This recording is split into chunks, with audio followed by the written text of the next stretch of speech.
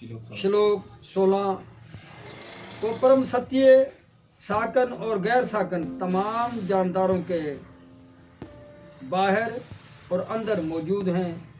सो सूक्ष्म होने की वजह से वो मादी इंद्रियों के जरिए देखे जाने से और जाने से परे हैं। अगर जब वो बहुत दूर हैं रहते हैं तो भी हम सब के करीब है। श्लोक 17। अगर ये परमात्मा तमाम जानदारों में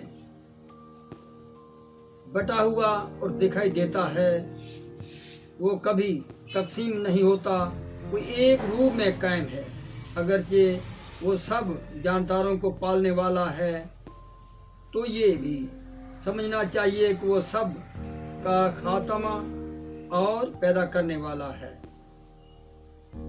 श्लोक 18। वो तमाम मनवर एशिया में रोशनी की वजह से वो मादे के अंधेरे से परे हैं और गैर जाहिर हैं। वो ज्ञान है, ज्ञान का मकसद है और ज्ञान की मंजिल है। वो हर एक के दिल में कायम है। श्लोक 19।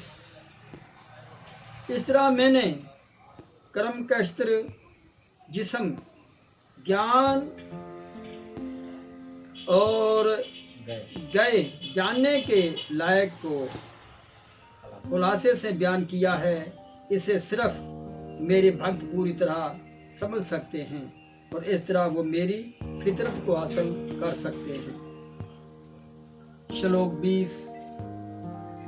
मादी कुदरत और जानदारों को अजली जिसकी शुरुआत ना हुई जानना चाहिए। उनकी तब्दीलियां और कुदरत के गुण सब मादी कुदरत की पैदावार है। श्लोक 21।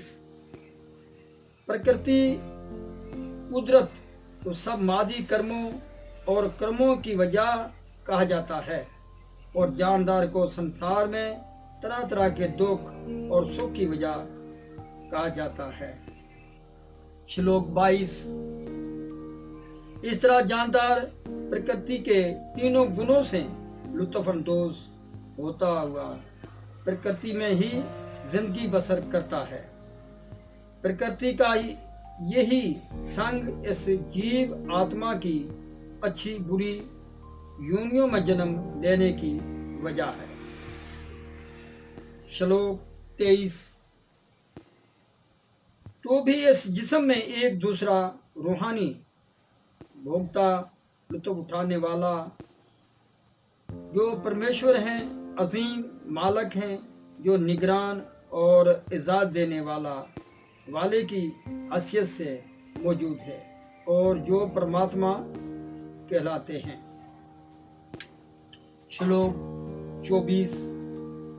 जो शख्स प्रकृति जानदार और प्रकृति के गुणों के रद्द अमल से मुताल्लिक़ इस फ़िलसफ़े को समझ लेता है, वो यकीनन मुक्ति हासिल करेगा। उसकी मौजूदा हैसियत चाहिए जो भी हो या फिर जन्म नहीं लेगा। श्लोक 25।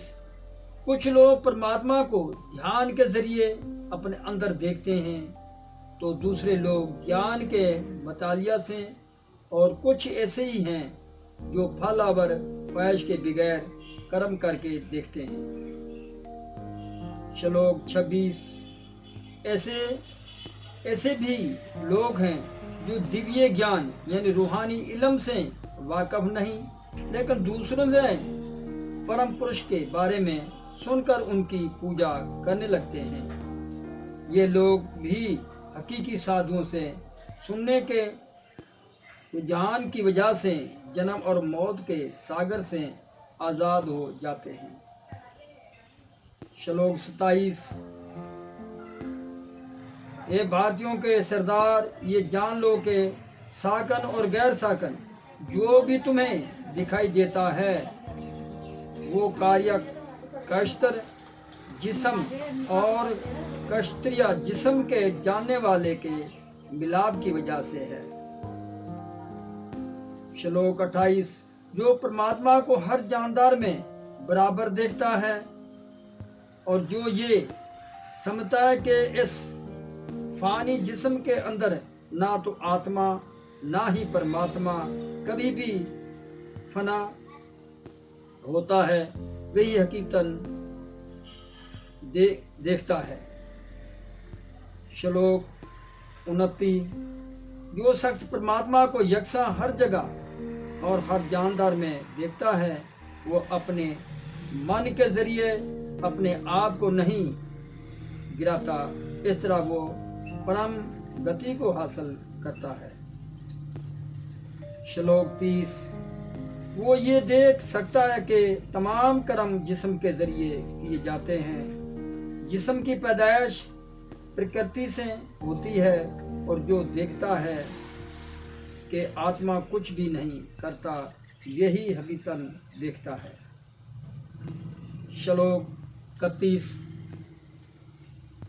जब अक्लमंद इंसान मुख्तलिफ मादी जिस्मों की वजह से मुख्तलिफ शनाख्तों को देखना बंद कर देता है और ये देखता है कि किस तरह से जानदार हर जगह फैले हुए हैं, तो वो ब्रह्म तन्मा को पाता है, ब्रह्म तत्व को पाता है। श्लोक 32, दायमी नजर वाले लोग ये देख सकते हैं कि अविनाशी आत्मा रूहानी, दायमी और गुणों से परे है। ये अर्जुन, माजी जिस्म के ताल्लुक के बावजूद भी आत्मा ना तो कुछ करती है और ना ही ओझल होती है।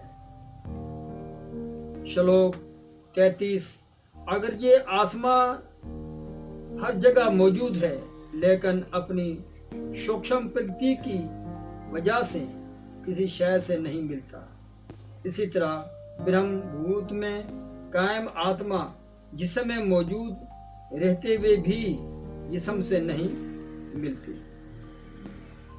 श्लोक 34, ए भरत के बेटे, जिस तरह सूरज अकेला ही इस पूरी कायनात को रोशनाश करता है, इसी तरह जिस्म के अंदर मौजूद एक आत्मा पूरे जिस्म को चैतन्य से रोशन करती है।